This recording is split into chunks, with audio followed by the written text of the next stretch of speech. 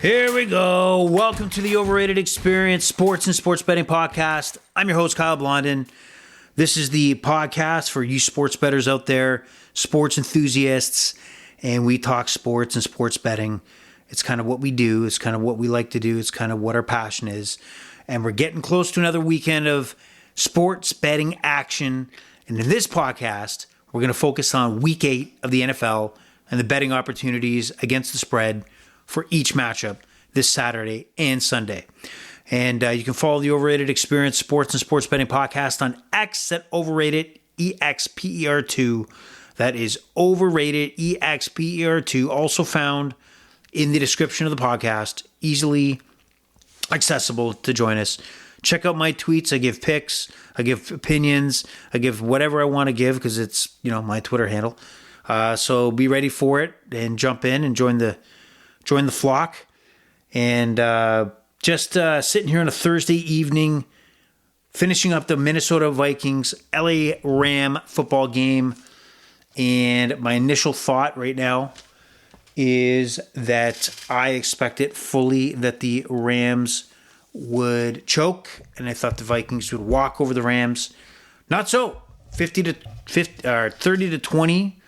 The Rams knock off the Vikings. What are my observations? Well, thank you for asking.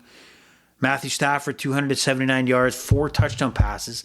Puka Nacua, surprising return. Didn't see that coming. I did not hear that he was coming back wide receiver for the LA Rams. 7 receptions, 106 yards. Big difference maker. The Vikings defense looked like they had no answers. Could not get pressure on Stafford consistently. And he tore him up. Third downs, penalties, a lot of things happening. But man, at the end of the game there, the Vikings are down by 8, starting a drive at their own, inside their own 10. Darnold goes back for a pass, gets a face mask, and nobody sees it. And the refs award a safety, ball game over. I don't know how they find every holding, every hands to the face. But when the focus of the play is with the quarterback and he gets ripped down and you don't see that, that's disgusting. Disgusting. So, the chances of the Vikings of getting back in that ball game were slim, but it was still there. It was taken away by these dipshit referees. So, disappointing way the game that ended, especially when you have money on the Vikings and it didn't work out. So that's my initial piss off of the evening. But I'm hoping things turn around as we head into the weekend. Now we're almost 1 week away for Halloween. Do you still dress up? Are we adults now? Do we do this? Is it mandatory that you got to get, whatever costume you have to have? Do you got to hit a party? Is this what we do now as adults? I think we are. I'm not necessarily down with it, but good luck to everybody else out there trying to search for that last minute Halloween costume as we creep closer to October 31st. And all you sober October folks out there, including myself, first time I've done this, time is ticking away, approaching October 31st. And I don't know about you. It's weird. You don't think it'd be a big deal to cut off 31 days of sobriety. But you have, a lot of celebrations that go on you want to be a part of. A lot of football Sundays, a lot of big World Series matchups.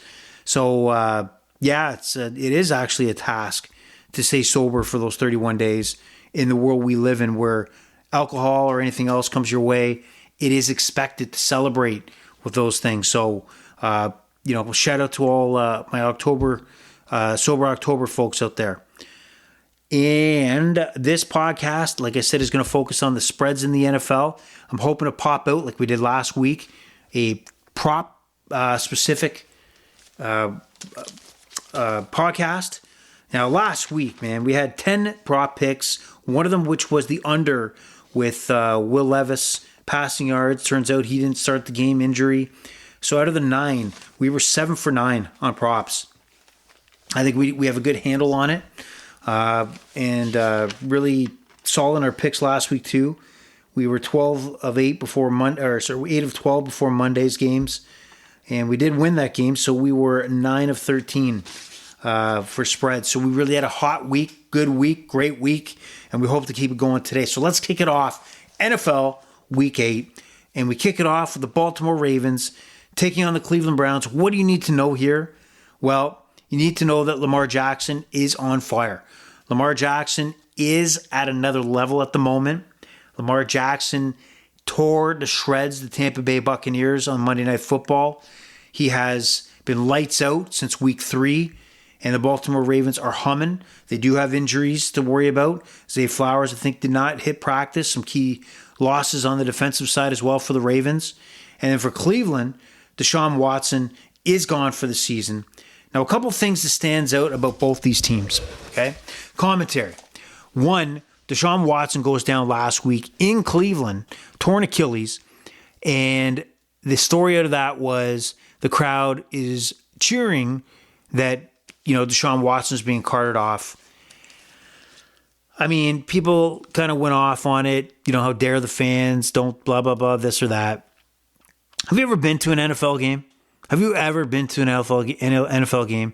Have you seen the tailgating that goes on, the kind of crowds, the fights that break out? It's not necessarily a church-going crowd. And I'm sure there's churchgoers in there, but I'm trying to make a point that it is a hostile environment, to say the least. It's maybe not the family environment that you would take your kids to, especially as you go up and up the stands. There is a lot of alcohol consumption. There is a lot of boisterous people. And yeah, you probably shouldn't boo somebody who's been, injured and season is done for.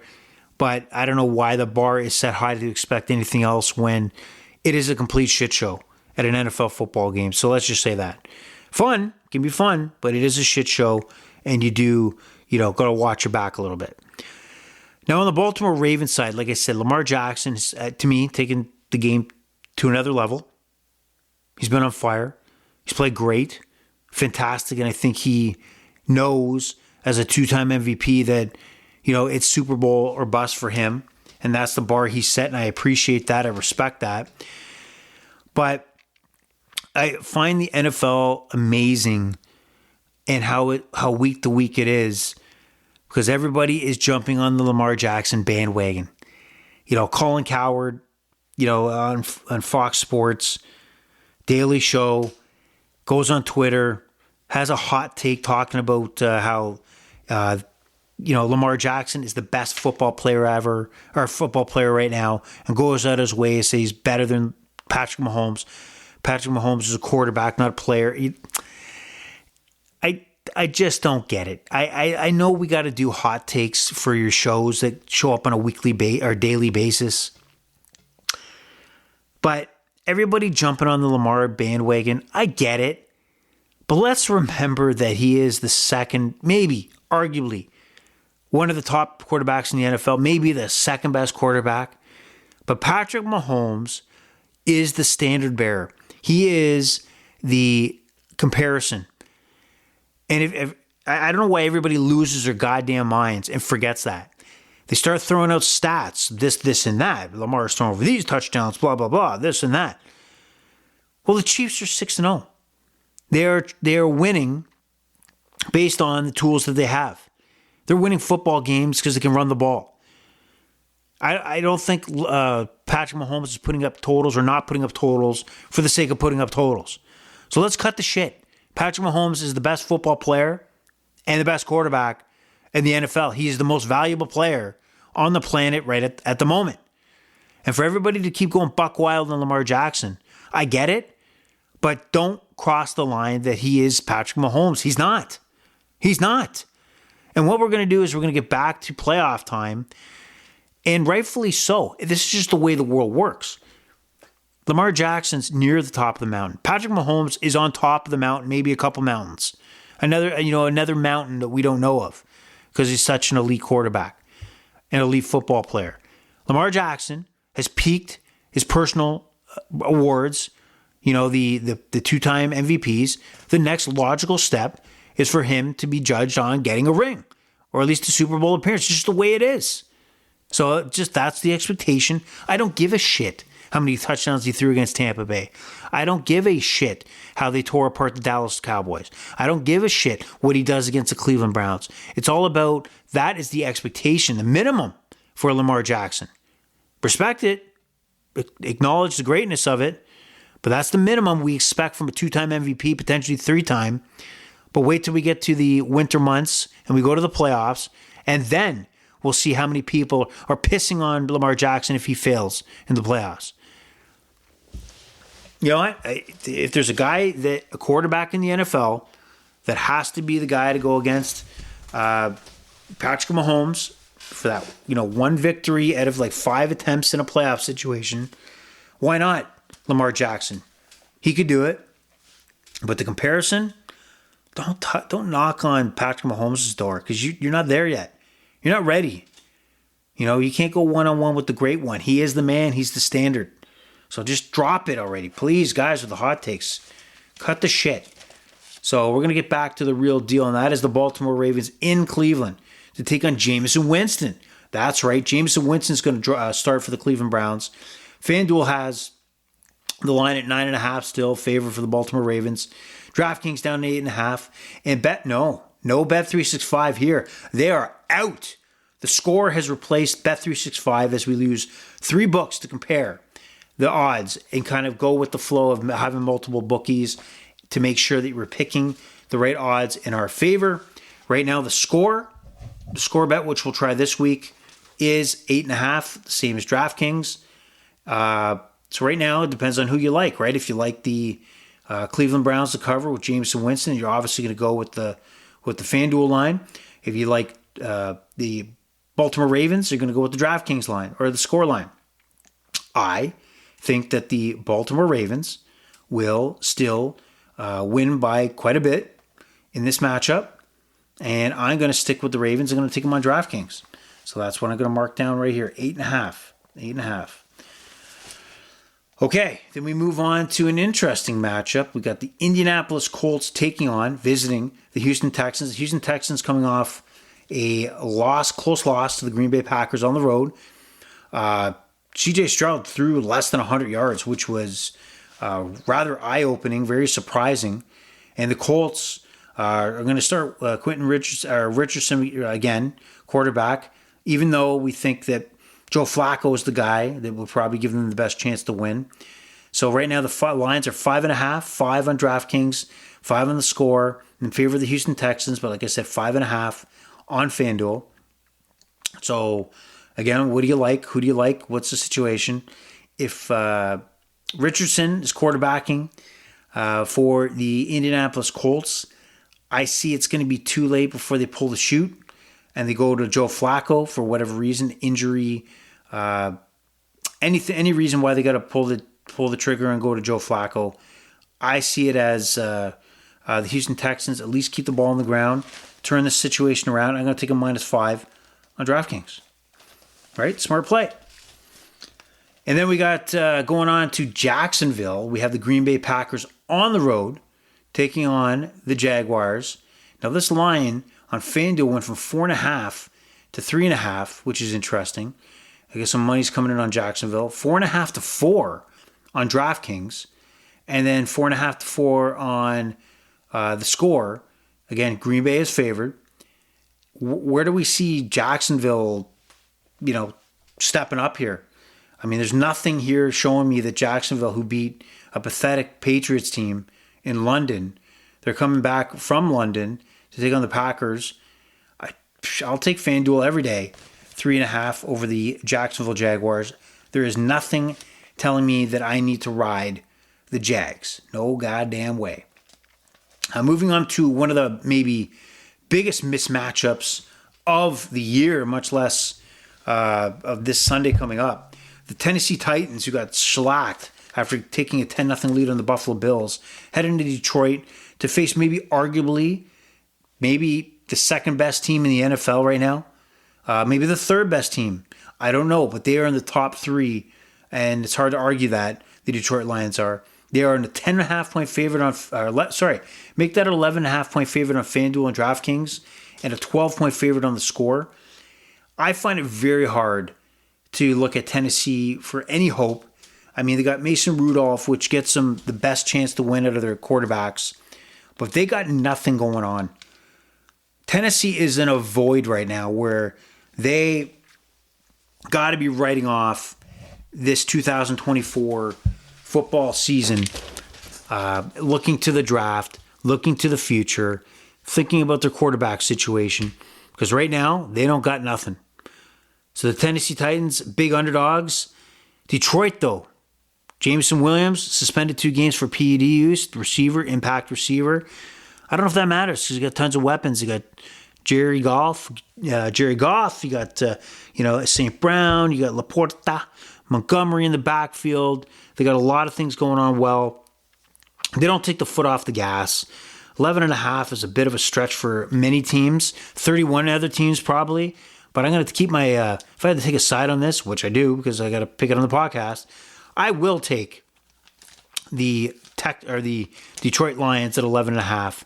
And I'll take it on FanDuel because of the fact it's minus 110 versus minus 112 on DraftKings, even though they're both 11.5.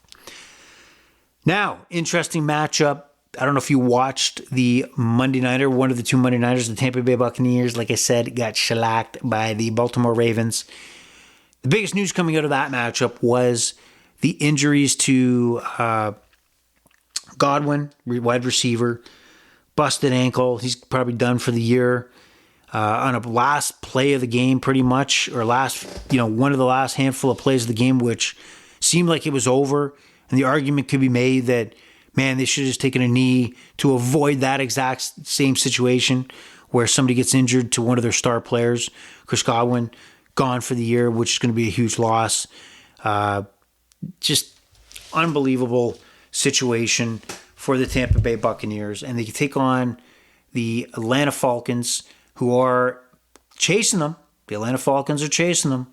And they are looking to revenge. Not revenge because the Falcons knocked them off. That was the 500-yard game that the Atlanta Falcons, Kirk Cousins, had thrown up against the Buccaneers. So just looking at some stats here, 1 second here. Mike Evans, also big situation here because he is probably not going to play, hamstring injury. He left that game on Monday night. So they're a bit depleted, but Atlanta is 2.5-point favorites over the Tampa Bay Buccaneers on the road. They're going to be wearing their creamsicle uniforms, by the way. You know, the Tampa Bay Buccaneers, the orange and white. So if you like that, go for it. So 2.5 across the board. Do you still have faith in your boy, Baker Mayfield? Is he your boy? Is he got it? Or do you like Kirky Cousins? And you got to really ask yourself, how much of a loss is Mike Evans and Chris Godwin, which are big losses? Is that enough for Atlanta to walk into Tampa Bay? Would you hitch your wagon to Baker Mayfield? Guess what? I am. I'm going to hitch my wagon to Baker Mayfield and take the Buccaneers 2.5 in a big division battle. And now, what we got is the New York the New York Football Jets, Jets, Jets, taking on the absolute garbage piece of shit New England Patriots, who got nothing going. Mayo, the coach, calls the team soft, which is not going to go over well. They're trying to put a controversy out in the media because Bill Belichick responded, probably wouldn't call his players soft, and trying to make a story out of that. Now, the Jets are also in a situation where they're kind of backs up against the wall, 2-5. They are 7-point favorites over the New England Patriots. Offense has not clicked for the Jets.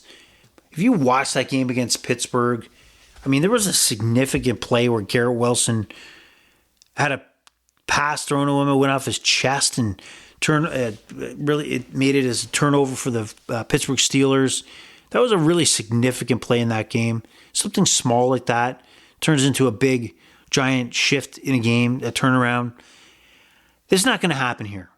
The New England Patriots are in no man's land right now.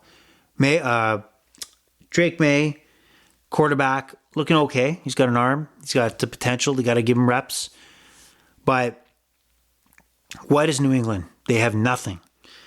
I think even the Jets can cover a 7-point. This might get ugly. The Jets might put on a show. Devontae Adams, him and Aaron can get back accustomed to each other. So I don't see why the Jets, the Jets, Jets have the 7-point favorites across the board of the 3 sports books. And I'm going to take them just because the Patriots got nothing going for them. And the Jets will have enough to at least squeak out an 8-point win here. Interesting matchup. Very interesting. Which is going to be down in Miami where Tua is back. Tua. It's not a Tua. It is a Tua. He's back. He's back. And that's going to be the Arizona Cardinals off a Monday night victory over the LA Chargers. Take on the Miami Dolphins. Now, what pissed me off last week was during the prop bets. 2 of my losses, one being Travis Kelce with receiving yards. I can live with that because the Chiefs decided to go down a different pathway to beat the 49ers. But when I look at Tyreek Hill had 1 reception against the Colts, and you didn't game plan to put the ball in his hands like multiple times, you deserve to lose. So Mike McDaniels, shame on you. Terrible game planning. And I'm hoping with Tua back, you have Hill be more of a factor than he has been. And the Miami Dolphins are 3.5-point favorites on FanDuel, 4.5 on DraftKings, and 4 on the score. So you got quite the bit of variety, and this line probably will change as we approach the Sunday kickoff. Now with Tua back, I still don't know if the Dolphins should be more than a field goal favorite here based on the way they've been playing. I know they're going to be at home, but how's Tua going to be? How healthy is Tua, right? So give me Arizona, which is a sneaky team. Kyle Conner, James Conner, not Kyle Conner. James Conner, running back for the Cardinals. Man, that guy runs with a purpose. And he did not look like this guy. He did not look like the Conner that we knew a few years back with the Pittsburgh Steelers, where he was kind of like, oh yeah, I guess we got to put this guy in. He is a difference maker. He will be a difference maker on Sunday. And Kyler Murray, is getting back up to speed after missing the majority of last year. Give me the Cardinals at 4.5 on DraftKings. I got some faith in the Cardinals. They got a lot of stuff going here. They got some momentum. The Miami Dolphins are trying to save their season, but let's give some respect to the Cards. Maybe the matchup of the 1 o'clock hour. Philadelphia Eagles tackle the Cincinnati Bengals. The Bengals are favored by 2.5 across the board, with the exception of DraftKings, which is 3 points. Do you trust the Bengals? Do you trust the Eagles? 2.5 points seems right. The Bengals are at home. Man, this is tough because I'm going to say Cincinnati, but they're going to disappoint me. I don't know. And Jalen Hurts, he's got A.J. Brown, Devontae Smith back last week in their victory. What do we got here, guys? What do we have? I don't know. But this is a good matchup. Might be interesting. Might be a low scoring, actually. 47.5 is the over-under. And I'm thinking, as an over-better myself, this may be a situation where this is long drives, ending with punts and field goals, and keeping the score down. But let's focus on the spread here. I'm simply going to take the Cincinnati Bengals for the sake that they're playing at home. I'll take them on FanDuel at 2.5. But this one, I think, is a coin toss. Either way. Now, another game which I don't see any reason why you would turn it on. They should probably boycott it from Red Zone. Is the New Orleans Saints against the LA Chargers. Now, the LA Chargers have one of the best, most talented quarterbacks. When I say that, probably top 10. And I can sit here and debate. And maybe if, Justin Herbert falls in or out of the top 10. I don't know. Didn't really think about it before I made that comment. Should probably think about what I say before I say it. But that's not me. The LA Chargers host the New Orleans Saints. The injury-depleted New Orleans Saints. Rattler seems like he's going to go again. Rookie quarterback who struggled mightily against the... what the hell did they play on the Thursday night? The Denver Broncos last Thursday. I'm not sure why he's getting the start, but it looks like he's going to. Derek Carr is going to remain out. Rashid, receiver, is gone. Looks like Olave might be back. Looks like Taysom Hill might even be back. I think he's practiced. And Kamara, he's practicing, but I think he's got a broken hand. He signed a new contract extension, but he's got a broken hand. Is he going to play? Because he's their best impact player. And that's the difference in this. The LA Chargers are adamant they want to run the ball. And it's, Justin Herbert had over 300 yards against the Arizona Cardinals with no passing touchdowns. That's a red flag to me. I know Jim Harbaugh is, trying to change the culture to a run first team, but let the man throw. Let him go downfield, for Christ's sake. You have a horse. Let him out of the stall. God.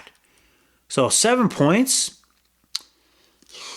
against a New Orleans Saints team that looks like just decimated with injuries.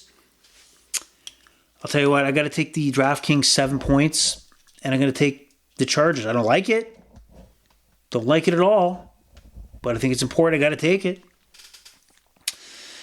Game of the 4 o'clock hour, most likely, is the Buffalo Bills heading into Seattle. Seattle, I don't know what to make of the Seattle Seahawks. They get destroyed, by the Giants at home. Come back, play the 49ers pretty decently. Then take care of the Falcons on the road. Now they come home to play the Buffalo Bills. Bills are 3-point favorites across the board. FanDuel, DraftKings, the score. Bills should win this game. Looks like DK Metcalf for the Seattle Seahawks probably won't play. Got carted off last week. Walker, running back, was ill, not at practice. I don't know, but I would love it if this was 2.5. However, I like the Bills. I'm going to back the Bills at 3. The Bills got something going here. I trust Josh Allen for most part. That they're just a better team. So give me the Bills to win by 4 or 5. Now, what could have been maybe the most interesting game of the day? This looks like Jaden Daniels is not going to play in the Chicago-Washington game. Battle of 1-2 picks in the NFL Draft 2024. Caleb Williams starting to get better, rev up, better and better and better. Coming off a bye week to head into Washington. It looks like Mariota's going to play. It's hard to tell what Mariota has left at the quarterback position. Played the Carolina Panthers, who are actually horrible. Bears are 2.5-point favorites, 3-point favorites at DraftKings, and 3 on the score. So I'm going to tell you right now that I got to believe that the Bears do win by at least a field goal. Their offense is not definitely not going on all cylinders all the time, but they're starting to show some signs of life. But their D is not. All right, so we move on to the standard, and that is Patrick Mahomes and the Kansas City Chiefs heading into Las Vegas to take on the Las Vegas Raiders, who have really nothing going on. I don't see Antonio. Okay, guys, if you watched the Vegas Raiders taking on the Rams last week, and the Raiders team being down by 8 points late in the fourth quarter, and on 4th down deciding to kick the field goal, that should be a fireable offense. The game management, absolutely horrible. In the NFL, if you have, 3 minutes to go, three and change to go, whatever it may be, yeah, you got all 3 timeouts, but you're within, 12, 10, 8 yards, down by 8 points. You take your chances of throwing that ball into the end zone, not only to score the touchdown, but there's a good chance that a flag might go in your way, where you get a 1st and goal at the 1. To kick the field goal and then try to stop this team that just needs 1 first down because you're going to burn all your timeouts in hopes you're going to march down the field again to score a touchdown.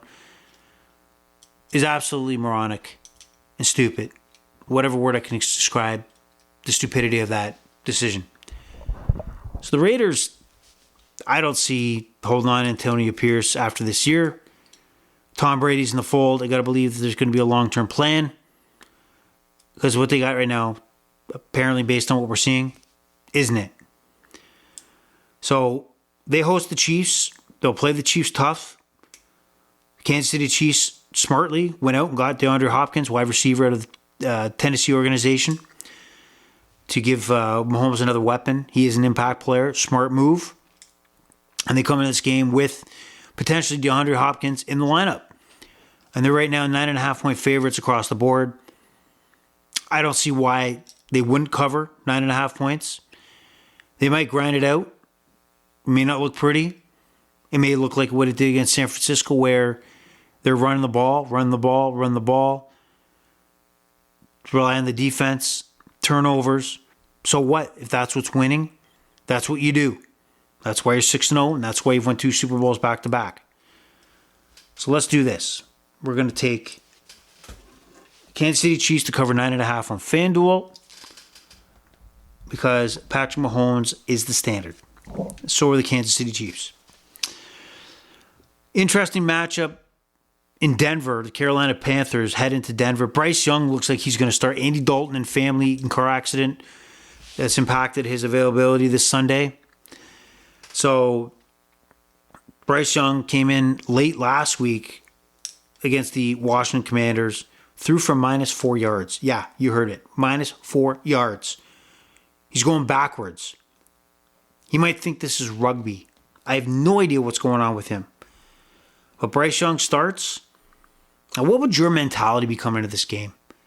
Right? You lost your job because the way you played way over. You were over your head.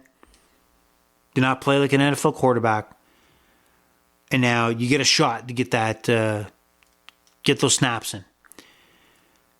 Do you totally tear up the playbook? Like, what your game plan was for your first 2 seasons as an NFL quarterback and say, fuck it, I'm throwing the ball downfield? I think that's what you do. You got to come in with a completely different game plan than you did the first season and a bit where you couldn't hold a job. And if you don't, the Panthers should just outright release you at this time. Move on, forget it, admit your mistake. Thanks for coming out. Handshake, bye-bye. Because it's not going to get better if he can't adapt to a different way of approach in a game like this against Denver. Like Bo Nix on the other end, Sean Payton is doing a good job, being able to continue with Bo Nix, who's also seen his struggles to consistently throw the ball downfield. But they're winning, right? And that's what counts. And that's what good coaching does. Think of the Carolina Panthers. Just talked about Bryce Young. And you look around the NFL and you have Sam Darnold starting with the Minnesota Vikings. You have, Baker Mayfield quarterbacking the Tampa Bay Buccaneers. But yet you couldn't figure out a way to make it work, to at least get a season or 2 out of these guys without, flip-flopping or making it a disaster. There's something rotten with the Carolina Panthers organization. Not just Bryce Young right now, but the organization itself is starting to get a bad rep. They look horrible.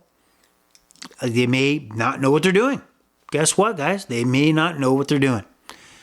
So the Carolina Panthers, 9.5-point dogs on FanDuel, 10-point dogs on DraftKings, and on the score, why wouldn't I take the Denver Broncos at 9.5? The Panthers going to score points? I don't think so. So let's move on. Not much to talk about in that game. Interesting matchup. Sunday nighter, Dallas Cowboys head into San Francisco to take on the 49ers.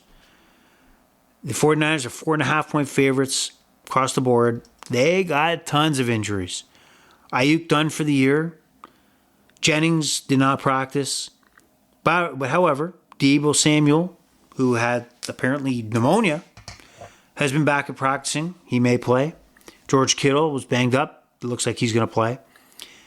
So the 49ers may have some weapons back for Brock Purdy, but they need to turn it around. Guess who else needs to turn it around? The Dallas Cowboys. The frauds.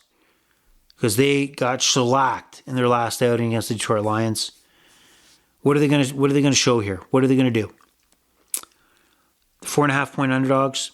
Guess what? They're going to jump out here. Here's the logic of the NFL and the Dallas Cowboys. They're going to put in a strong showing here against the 49ers because the 49ers have not been playing fantastic. Let's say that. I'll take the 4 points and I'll take the Cowboys. No problem. But this doesn't mean in any way I have faith in the Dallas Cowboys whatsoever. So that's it for the Sunday card. Move on to Monday. The New York Football Giants take on the Pittsburgh Steelers. The Pittsburgh Steelers with the ballsiest move in a long time for an NFL team. For an NFL coach and Mike Tomlin, we talked about this, that going from Justin Fields, where the team was successful, to Russell Wilson, to see what he had and to see what kind of future he would have with the Pittsburgh Steelers, actually turned out okay. He played very well. He played, after the first series, maybe the second series, where people are kind of, ooh, maybe this was a horrid idea. He fit in. I still have no faith in Russell Wilson. I don't believe that he's going to sustain the positivity in Pittsburgh before at some point there's going to be calls for Justin Fields to get back under center. Don't get me wrong. But you gotta give credit where credit's due, and he played well. George Pickens, top receiver, one of the top receivers in the NFL, contested catches, had a fantastic game. And that's kind of where you want to do, right? You want to give your star players the opportunity to make plays. Justin Fields, that's probably not going to happen too many times because he doesn't have the accuracy. He's more, relying on his legs as a quarterback, where Russell Wilson's going to put the ball downfield as long as he gets the protection. So it's right now looking good. 6.5-point favorites against the Giants. Giants got nothing going on. So I don't know where things stand on why anybody would take the Giants at 6 points. Take the Giants, to cover 6.5 points on FanDuel. But I'll tell you, I'll take the 6 points where DraftKings is saying that the Steelers are. I'll take the Steelers 6 points. There you go. So that covers the card for this week in the NFL. Look out for the props podcast. I hope to get out there as soon as possible. Could be as late as Saturday. But those kickoffs do not start till 1 o'clock. So get your listen in. Set the podcast to fall so you know when to drop one. All right? So you can listen to it right away.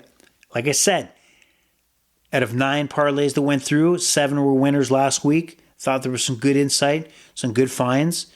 And I can't stress enough to have multiple books because especially the props, there are significant differences in lines for player props. Well, there you have it. Those are your picks. You can mull over, digest, take them all in. The pleasure was all yours, of course. The overrated experience is over and out. Bye-bye.